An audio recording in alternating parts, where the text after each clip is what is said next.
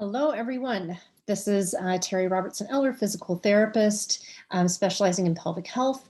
And this is a presentation that's very much a nutshell of what is diastasis, how it, the core and how everything works together. What does the evidence say about it, and what can we do about it? So here's my contact information, thrive-pt.com and my Instagram.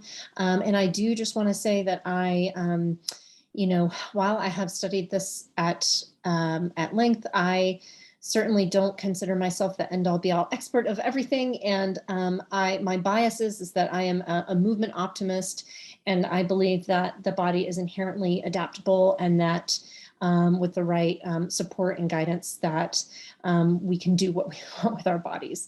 So I definitely had an experience with a small diastasis myself after the birth of my son. And even back then, there was really confusing and conflicting information on diastasis, and it persists.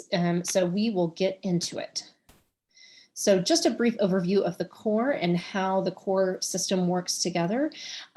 So there are 3 layers of the abdominal wall, and they span from the sternum and the lower ribs down all the way to the pubic bones, attach all along the upper part of the pelvis and wrap all the way around to the back. And there are multiple layers. So the external layer here is the external obliques. A little bit deeper to that, we have those rectus abdominis muscles. So that's those 6-pack muscles. And then we also have the internal obliques in that layer. And right here, just to show you this linea alba, this is what is thinned and separated in diastasis. This is a strip of connective tissue that connects the abdominal wall in the front. And then deep to that is the transversus abdominis, or transverse abdominis, TRA, you'll hear that spoken about different ways too. And that is that deep kind of corset type of muscle fibers that do also share some deep fascial connections with the pelvic floor, as well as the diaphragm on top. And all of these layers, along with the pelvic floor and diaphragm, work to dynamically control intra-abdominal pressure and allow for movement of the trunk, movement of and stabilization of the spine, and have lots of beautiful dynamic functions. So the regulation of this intra-abdominal pressure, you can see hopefully in this little diagram on the bottom left, how the diaphragm and the pelvic floor moves this kind of a piston system. Doesn't always exactly work exactly like that. For instance, coming into a sneeze, you would do a big inhale, and the inhale is when the diaphragm will flatten and depress, and close to the end of that, the pelvic floor wants to come on and contract to support the urethra and the pelvic organs during that the sneeze or the cough or what the shout, whatever it is. So if you think about that core system like a balloon is a really cool analogy, and it is similar in the way that it's kind of a closed unit. And if you push on the balloon on the center of it, that air has to go somewhere, right? And so that's the same way as that pressure gets regulated really dynamically by those muscles. And that is why, sucking things in all the time might not be the best strategy, and that it can be helpful for a lot of symptoms to learn and retrain yourself to soften some of those muscles and let some of that go. So we can talk about that more as well. So moving on here, so the actual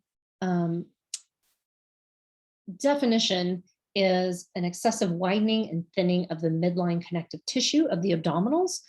There is no consensus, however, on norms. So the research that we have, some of it has tried to create some norms, but so for instance, what is, you want to be able to measure what is normal, so you can say what is outside of the realm of normal. And it's interesting to know that there's still even now no consensus on what what would be diagnosed as a diastasis. For us, for rehab practitioners, many of us use either a certain amount of finger widths, but many of us are also feeling not just the width, but the depth of the linea alba, and then also how much tension can be generated across that connective tissue. So it's not just the gap, not all about just the gap, okay? And then know that research has come a long way. We have a lot more than we did 15 years ago, but it really still is sparse and often conflicting. So it is confusing. And a lot of times when you go look online, you'll see, very strict, don't do this, don't do that, no bending, no, no crunches, no planks, no more heavy lifting. And I can tell you right now that has really gone out of the window. We know now that progressive loading and progressive resistance programs are how we rehabilitate it, and not to avoid that. But we will talk about that more again. As shown here, this is definitely something that affects not just pregnant people, but also men, children, and it affects people across a wide spectrum of fitness levels. This person pictured here, of course, has very low body fat, and you can see a very strong midsection with hypertrophied muscles, and quite a gap there in the diastasis. But you do also see people with fairly large abdominal girth that also have demonstrate coning and doming. Doesn't always mean that they have diastasis per se. And same goes with children. There are no norms on when diastasis should close on a child. What you may consider if you are concerned about that for your child is, how are they doing functionally? Are they having symptoms? Are they able to do what they want? And let that guide you as to how much to focus on that. So some statistics for you. It is very, very common. 100% of people who have made it to about the 35th week of pregnancy will have diastasis, because it is a normal physiological adaptation that happens to allow for the stretching of the abdomen for the growth of the baby. So at 6 months, up to 40% of people can have still this excessive widening and thinning of the linea alba. Same goes at 1 year, 23 to 32%. So almost a third of individuals 1 year will still have diastasis. So the causes, this is important, right? What causes it? We don't know. Sorry, this is going to be a little redundant in this presentation, but we do have to acknowledge the limitations of what we know and what we don't know. So this was a large study, this Moda et al., and they found no correlations between diastasis and BMI pre-pregnancy, BMI post-pregnancy, how large of the abdominal girth during pregnancy, and also hypermobility stats, or how much kind of hypermobility there are in the tissues. Those did not show any correlations. So one study also interestingly found, and this one at the bottom, Brauman 2008, this was an intraoperative research study that looked at the shape of the abdomen, and then also kind of measured that inter-rectus distance, or the IRD you'll hear, during surgery. And what they found was the gap was not as much related to the shape of the abdomen as the overall stretching of the entire abdominal wall. So all that to say, it may not be, if you're not happy with the aesthetics, it may not just be about the gap. So as far as causes, there are some other theories, and really what is probably the most likely is that it is interplay between genetics and kind of just what you're born with, as well as how your availability of being able to access movement and rehabilitation in rehabbing a diastasis. So, but a lot of it is really genetics. So moving on, what do we know that diastasis does cause? So definitely shows some correlation with negative body image and impact on quality of life. It can impact abdominal function, particularly rotational and sit-up strength. It has not been shown in research that diastasis causes or is related to pelvic floor dysfunction. Seems like you would think that they would be related, has just not been demonstrated yet in the evidence. Also, it does not appear that there is a correlation between back pain and diastasis, or at least that there's conflicting outcomes, but the research really is rather limited. So we really don't know about that. There is one recent study that shows that there may be a weak link between diastasis and pelvic organ prolapse. So it would make sense that, in the pressure management system, if there's a problem there, that it can affect both the pelvic floor and the core. So how do we actually know if we have it if we don't define it? It's tricky. It is a little bit controversial, and there have been some significant changes in awareness to awareness and treatment over the last few years. Showing you here are some images that it really can affect. There can be not just separation, but the depth and the ability to generate tension, again, across the lanea alba can really vary among individuals. Sometimes they can be more affected in one place versus the next. You can see in the left-hand individual that there is more of a gap around the umbilicus or the belly button. So that is kind of a weak area, and that tends to be kind of where a diastasis is more focused for some. And to point out here, again, that strict rules do not need to apply. The how is much more important than the what of the exercise and the movement that you choose. So let's get right into the question that is probably on some of your minds, the doming and the coning. There are other things that you may see in an abdominal wall too, such as kind of like a caving in. It's also called invagination. And so a lot of this is just pressure strategies of the abdominal wall. So we really don't want to put things in the bad camp or in the good camp. It's really not about that. Really what we want to ask is, can doming and coning be used as a way to know whether or not an exercise is too much for your body right now, and therefore should it be avoided?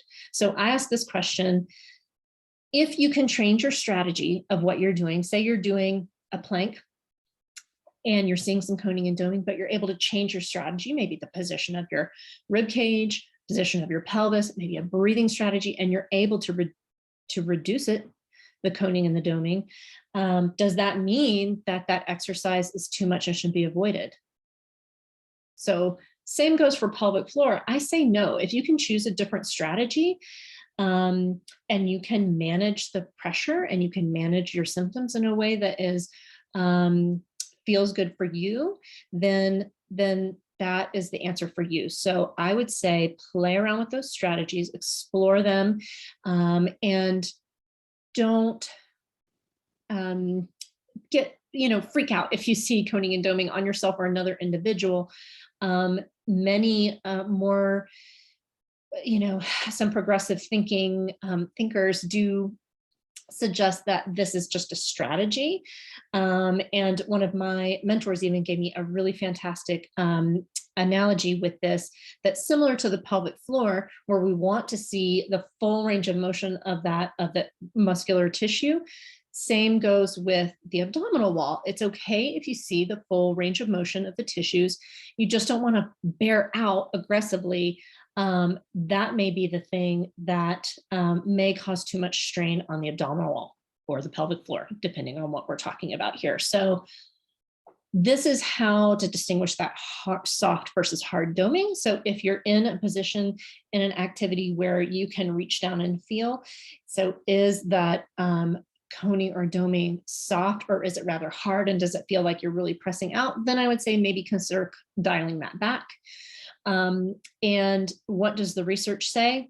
There is no research that suggests that doming and coning is the thing that causes or worsens diastasis, but it definitely is widely regarded by many to be something that in general you want to avoid in its extremes. Okay, I hope that's clear. I know that's a lot of nuance around that, but you know, it's just not a black-white issue, and we're learning more and more about it every day. So, okay, so how do we actually fix it once we know that there's some diastasis there, or we are suspected of it? So assessment, real-time ultrasound imaging is the gold standard. That's the little, you know, the same kind of ultrasound that they would look at a baby with, but you can look at the muscles as they're contracting and moving. And many do not have access to this equipment. I don't have one in my clinic. And there are good studies that show that palpation is adequate for assessment and treatment of diastasis.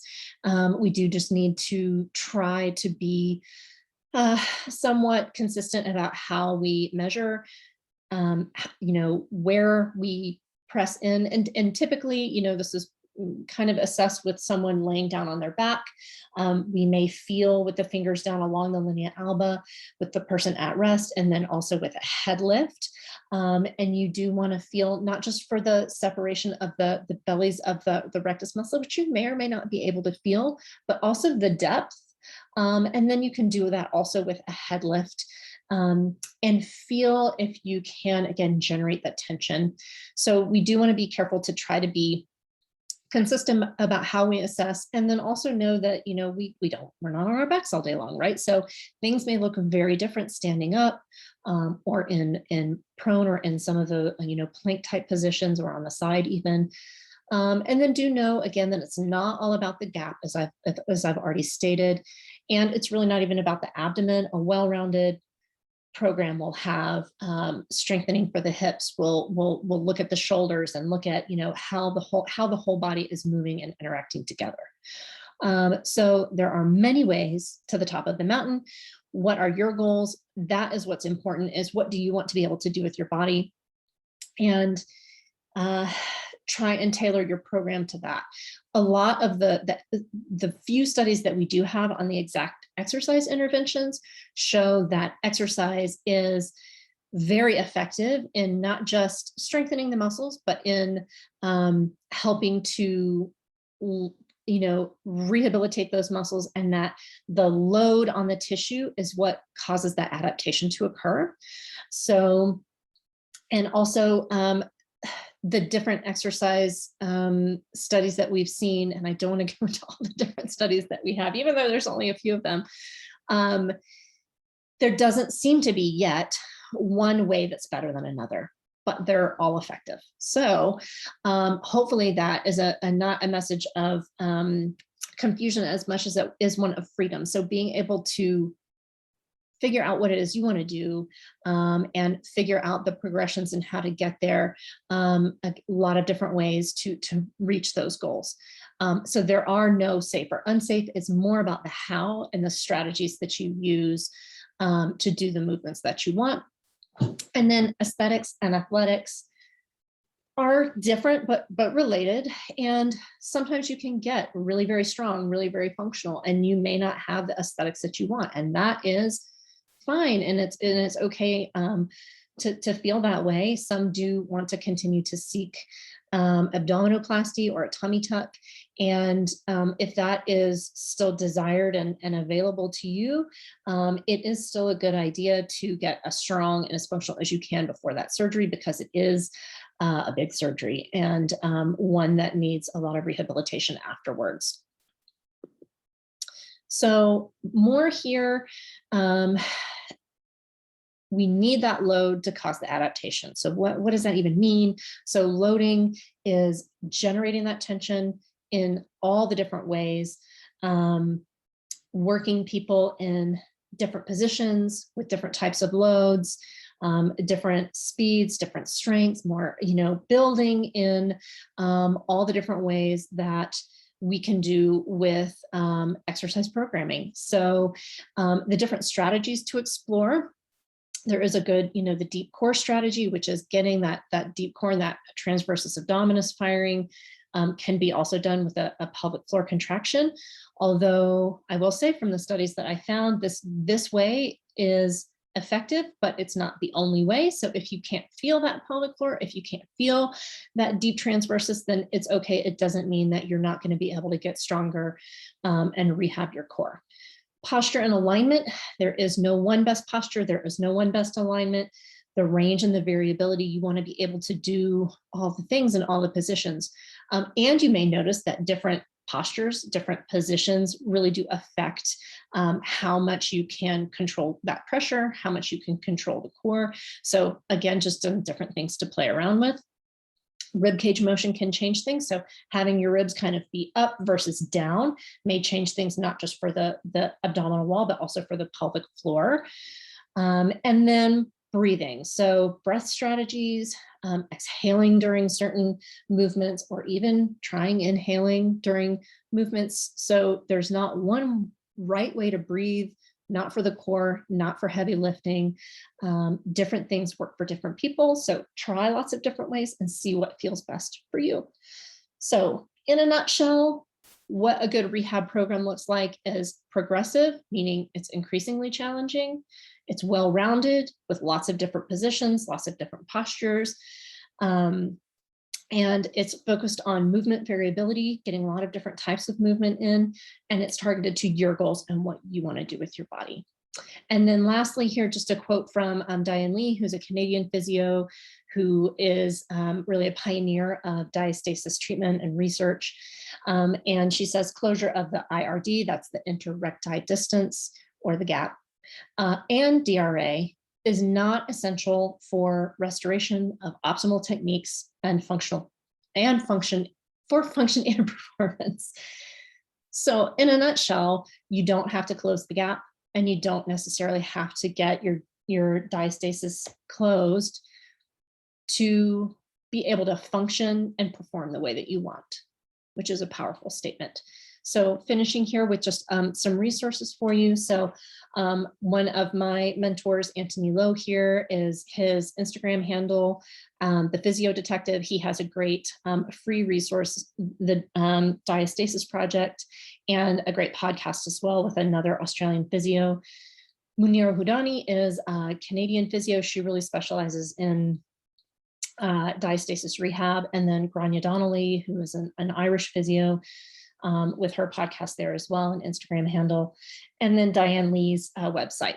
Some fit pros to check out. Lisa Marie Ryan, she has done a lot of stuff also with Anthony and Munira, and she has recently undergone an abdominoplasty, and she has done a great job of posting a lot of her progress and what she's been doing and what that rehab process is like for a post-abdominoplasty. And she went through the rehab process before as well, before she went for that surgery. And then Nemesit is a great fit pro in Northern Canada, and she also has diastasis and hernias, and she is great again at showing all the different variabilities in body and what you can do, you know, with having changes to the abdominal wall.